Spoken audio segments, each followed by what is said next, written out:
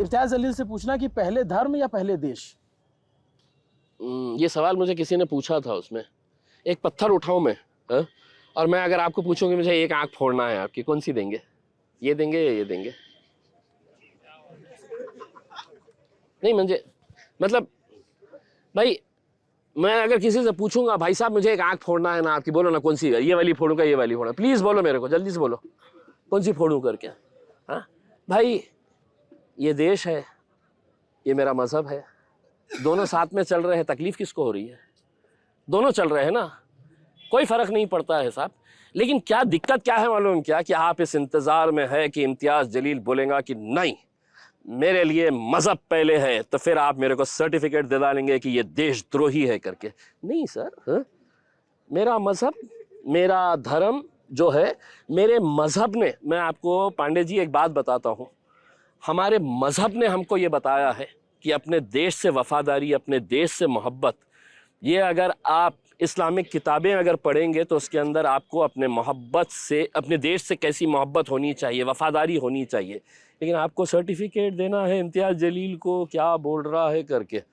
अब अगर कोई सवाल करा तो मैं पत्थर छुपा के रखूंगा, बोलूँगा फोड़ता एक फोड़ता, बोलो फिर कौन सा है करके। उसमें कुछ नहीं है सर, मतलब दिस इज, ये बेसिकली जब से भारतीय जनता पार्टी आई है ना, उन्होंने ये ऐसे बहुत सारे सवाल खड़े करना शुरू कर डाले हैं कि आप ये बताओ करके। उसमें आप होते कौन है साहब मेरे से सवाल करने वाले?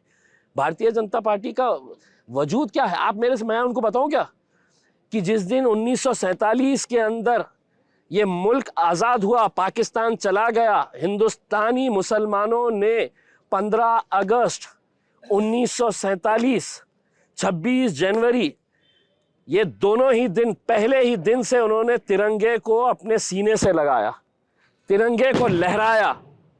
आरएसएस, राष्ट्रीय स्वयं सेवक संघ, अपने हेडक्वार्टर पे कितने साल के बाद तिरंगा लहराया आपको पता है?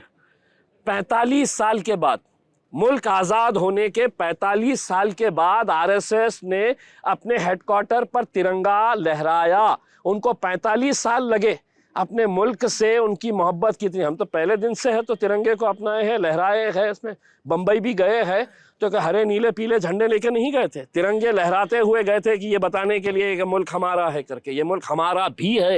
नहीं तो बोलेंगे अरे तो गवर्नमेंट ने मुल्क ले लिया है करके। उसमें तो ये सब चीज़ें जो है ना, कोई भी काम की वो नहीं करेंगे। अब हम बोल रहे देवेंद्र फडणवीस साहब पानी कब मिलेगा, तो बोले ओ वैसी। चलिए आखिरी सवाल, आप अपना मुकाबला इस विधानसभा में बीजेपी के कैंडिडेट अतुल सावे से देखते हैं, या फिर महाविकास अघाड़ी के प्रत्याशी से देखते हैं, या फिर जो आपके साथी थे आपको छोड़कर चले गए, या फिर वंचित अघाड़ी जिससे आपका पहले गठबंधन था और बाद में टूट गया? नहीं, मेरे साथी जो मेरे को छोड़ के गए ना, पूरी कोशिशें कर ले रहे हैं उसके अंदर कि भाजपा कैसा जीत के आती है करके, जिताने में लगे हुए हैं, लेकिन कोई नहीं होने वाला है। वो 20 तारीख के दिन मैंने आपको जैसा बताया ना, अलग अलग जगह के ऊपर वो बटे हुए होंगे, लेकिन 20 तारीख के दिन जब वोट डालने के लिए जाते हैं ना उसमें, तो ऐसा उनको देखने की जरूरत नहीं रहती, खुद ब खुद उनकी उंगली 6 नंबर पे ऊपर पतंग के ऊपर चले जाती है उसमें। तो मुकाबला हमारा किससे होने वाला है? अगर हमारा अतुल सावे से अगर रहता, अगर वो बहुत मजबूत कैंडिडेट रहते, नरेंद्र मोदी साहब को यहाँ आने की जरूरत नहीं पड़ी होती।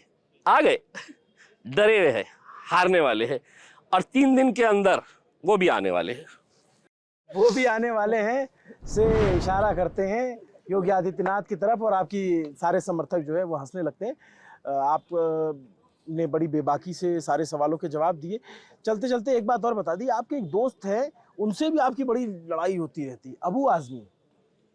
अबू आसिम जो है ना, अभी फिलहाल जो है वो भारतीय जनता पार्टी के इशारों के ऊपर काम कर रहे हैं, समाजवादी पार्टी के प्रत्याशी हैं। हाँ, लेकिन देखिए महाविकास आघाड़ी के अंदर उनको 2 टिकटें मिली है, 2 सीटें मिली है, एक उनकी खुद की सीट है और एक भिवंडी की सीट मिली है। लेकिन उन्होंने कितनी सीटों पे लड़ा रहे हैं पता है?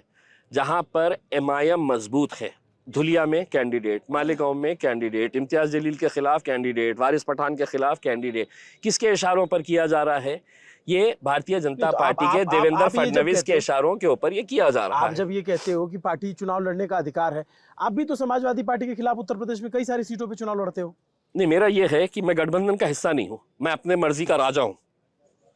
मुझे 288 लड़ने का है, मैं 288 लड़ सकता हूँ, मैं अपने मर्जी का राजा हूँ, किसी का मेरे ऊपर कोई कंट्रोल नहीं है। तुम्हारा तो कंट्रोल है भाई साहब। उन्होंने बोला फ्रेंडली फाइट है। एक आई की फ्रेंडली फाइट है, इलेक्शन में कोई फ्रेंडली नहीं रहता है, उसके अंदर कोई दोस्त कुछ नहीं रहता है। हा? आपको 2 सीटें मिली, 2 के ऊपर लड़ना था करके, आप 2 के चक्कर के अंदर अबू आसिम साहब इंशाल्लाह तुम्हारी गोवंडी की सीट भी गयो। आपने कैंडिडेट उतार दिया है? उतारे, आखिरी के 5 मिनट में हमने भी एबी फॉर्म दौड़ाए। अबू आसिम ने अपने कैंडिडेट को 2:30 बजे भिजा यहाँ पे, वो बेचारा ऐसा खामोशी से बैठा हुआ एबी फॉर्म लेके कि अब डाल दूंगा करके, लेकिन हमारे भी पंटरा घूम रहे थे वहाँ पे, बोले साहब उन्हें ला लिया समाजवादी का। मैं बोला ला ले दे, 5 मिनट पहले मैं भी अबू आसिम के खिलाफ 5 मिनट पहले डलवा दिए फॉर्म, अब लड़ो। तो आप लोग की ऐसी लड़ाई चल रही है, लड़ाई फ्रेंडली फाइट। वाह। तो अब तक तो आप लोग बातचीत से समझ चुके होंगे इम्तियाज़ जलील के किरदार को, इम्तियाज़ जलील की बातचीत के तरीकों को, और इनके हाजिर जवाबी को, और इनके ढेर सारे आरोपों को, और नाम लेकर जो इन्होंने आरोप लगाए, इसको जनता तोलेगी, इसको टटोलेगी। अब वोटिंग में ज़्यादा वक्त नहीं बचा है।